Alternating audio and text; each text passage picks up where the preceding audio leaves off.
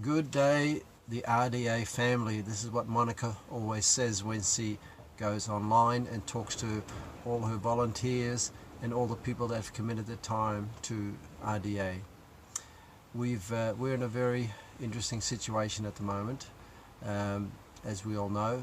I just wanted to give you a little bit of a background. My wife and I have been traveling around. Oh, by the way, this is Liz. I'm John. We've been driving around Australia for the last 4 months, connecting with all kinds of groups that Monica has set up, RDA groups and many others from different groups, to encourage them and to keep to make people more awake.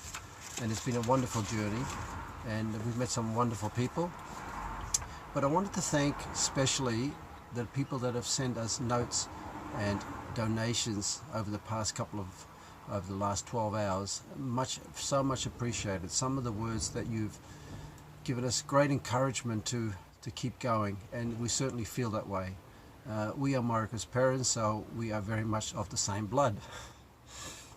Anyway, just to back a little bit how this all happened. We were in Ballarat area on Tuesday, and 1 o'clock we got the call that Monica was arrested. So we immediately drove to the Dandenong police station, and we tried very hard to see her, but they were very stubborn. They wouldn't let us see her. Mm-hmm. So what I'm most happy about is that the calls went out to the barrister and the solicitor that same afternoon, Tuesday afternoon, and the amount of work that they have done from about 3 o'clock on Tuesday to 1 or 2 o'clock in the morning to prepare all the documents and all that sort of stuff are just outstanding. I mean, they are brilliant men. And Marcel White, the same thing. We phoned him, I think about 6 or 7 o'clock at night on Tuesday night. We've known him for a number of years, and straight away he said, "Look, I've got a couple of other appointments, but I'm going to do what I can to work for Monica." And what is incredible for us to say is that they did not want to be paid. So they said, "No, we do this pro bono." And I was, incredible. So I did say to them that I wanted to pay them, both of them, and they both said to me, if you want to pay us, that's fine, but we will give you the charity that we want the money to go to. We are working with great men. Great men. This is not going to stop today. Thank goodness Monica, with her God beliefs, is very strong. She made the decision to not sign that bail order, which would have stopped all other political parties like ourselves, or movements like ourselves, to be wiped off the Australian landscape. Somebody had to make the choice. And it happened to be Monica. Anyway, we decided to drive to the prison now where Monica is interned, which is in, I'm not supposed to say. And we again tried to see her and all that sort of stuff, but it's impossible. Mm. So, and I got a message from an ex-policeman, and he said it's absolutely appalling what they've done to Monica. Absolutely appalling. As he said, she is the only political prisoner in Australia. There are 3 political prisoners. There's 3 other Australians that are political prisoners, but they're all overseas. One of them is Julian Assad. So Monica is the only one in Australia. Can we take a look? Yeah. Look, we're holding out really well, considering, but we have our moments. And all those beautiful messages and comments on Monica's site, they bring us to tears, but they're tears of joy because we feel the support. So many of you have said that you're praying, and that is the most powerful thing you can do right now. Vigils and protests will only get people hurt and arrested. There is some, people want to know, but what can I do? They feel so helpless. And one thing is, you can write Monica a letter and send it to the prison. emails are really difficult. And so this way, you know, they'll hand her these messages of encouragement and hope. And I think that that will help her to keep being strong for us. So the address is Correctional Center. Oh, why didn't I write that down? Corrections Victoria, GPO 123, Melbourne, and the postal code is 3001.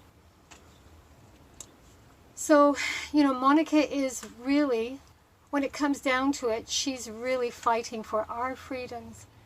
And in the process, she's given up all of hers. Like, I can't believe how strict it is and how restrictive it is.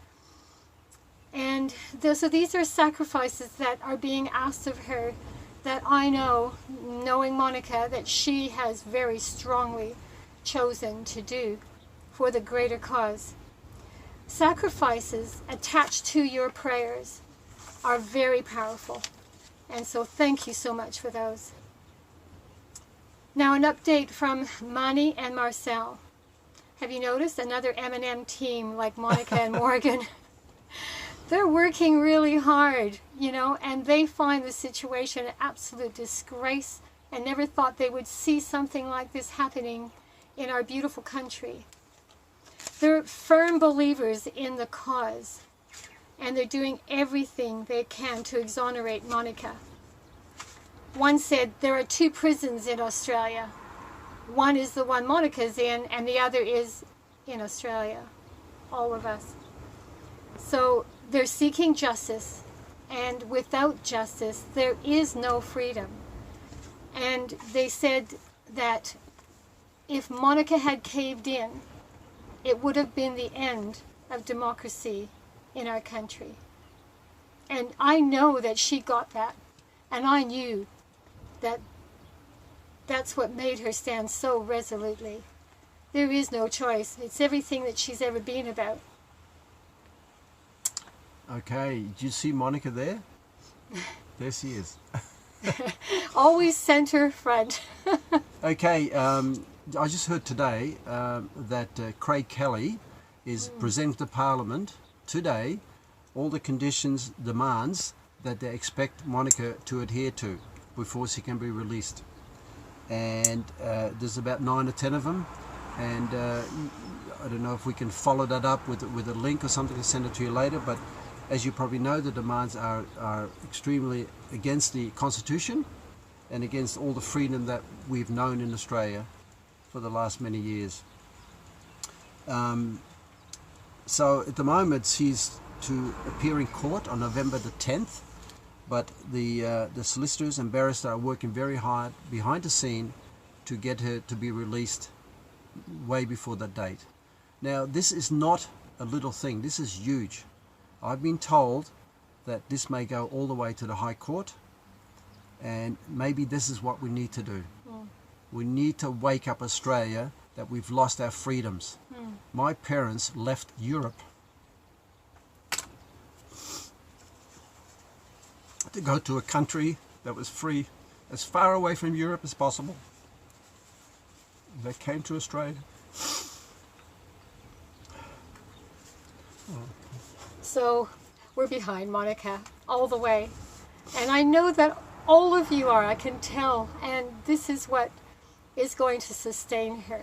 So when she gets those letters and those cards, and don't put anything in them, just the writing, I know that that will help to fill the void that she's going to really suffer from when she used to have contact with so many people every day.